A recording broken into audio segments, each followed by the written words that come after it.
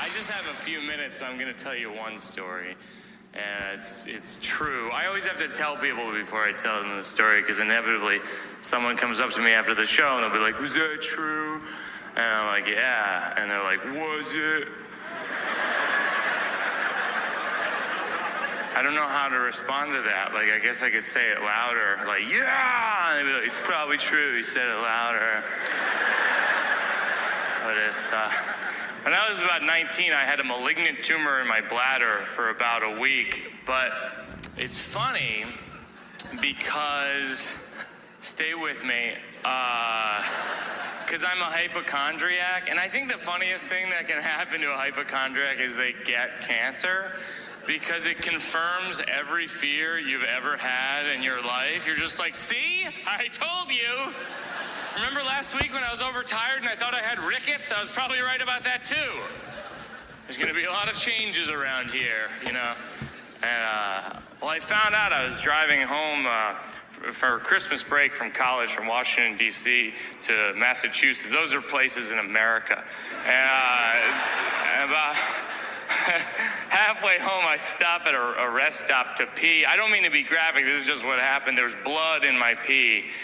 I know, how do you think I felt? I knew it could mean like 5 things, and 3 of them mean I die, and the other 2 aren't exactly a trip to the Bahamas either. And so I get home like 2:30 in the morning. I woke up my dad, I told him what happened. He had a very grave look on his face because he's a doctor, so he knows about the Bahamas. And he took me to see a urologist. Now, I didn't know at the time what urologists do. I was very naive, and we went in, he goes, could you put your hands on the table? And I was like, all right, I can put my hands on the table.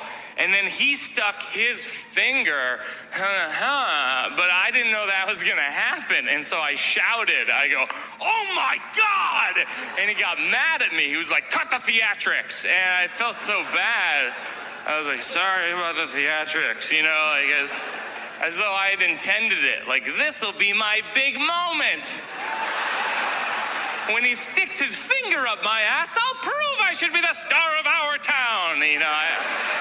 So he goes, listen, Mike, you gotta come in tomorrow morning for what's called a cystoscopy. And doctors always dress this stuff up. He goes, it's no big deal. You come in, they put an IV in, you fall asleep, you wake up, you eat a muffin, you go home. I was like, all right, you know, that sounds pretty good. Still a little shaken up from the table incident, but just out of curiosity, like, what is specifically a cystoscopy? And then he picked up a rod that was about 4 feet long, and he goes, there's a camera on the end of this, and we stick it through your urethra to look into your bladder. And I said, I feel like you glossed over a few details in the initial description.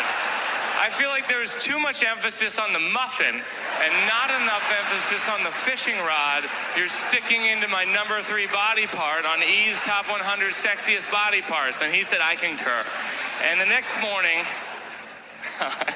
that might be a fabrication, that I concur. And while I was under, they found something with the scope. They find like an item, you know, and they decide that they're gonna keep me under and then put me under further so that they can take it out. So they put me under the street equivalent of horse tranks. I don't react to drugs very well. I'm the guy, if you're ever smoking pot in a group, who's like, do you guys hate me? You know, like, who's at the door? Who's at the door? Who's at the door? Who's at... Why does my heart hurt? Is that rickets? You know, I'm not proud of that, right? I'm not just who I am. So my voice gets very loud, too. I wake up in the recovery room. It's mostly elderly people. But in my brain, it was like a dance club. I was like, this place is awesome. We should come here all the time. I don't know why we didn't come sooner. Dad's always here. And my mother's mortified. She's like, shh. I was like, oh, all right. Do you hate me?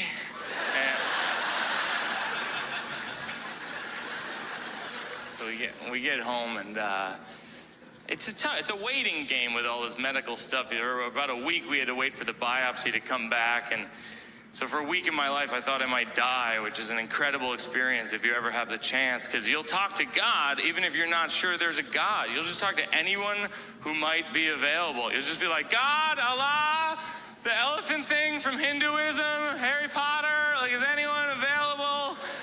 Because I'm brand loyal to Jesus, but I'm not stubborn. You know what I mean? Like I was raised Catholic. I was an altar boy as a kid, and the answer is no. I wasn't. And, well, I think it's because they knew I was a talker. You know, I have that look about me, and I was so bad at it. I think they thought, well, if he's this bad at lighting candles, wink, you know, that kind of thing. But, like, well, the point is that I was very fortunate. You know, the biopsy came back, and it turned out that they had found a malignant tumor in my bladder, but that they caught it early enough so I didn't have to come back, except every 6 months as a precaution, I have to go in for one of these. I know. But it's okay, because afterwards, I eat a muffin. Thanks a lot, everybody. I'll see you around. And this was our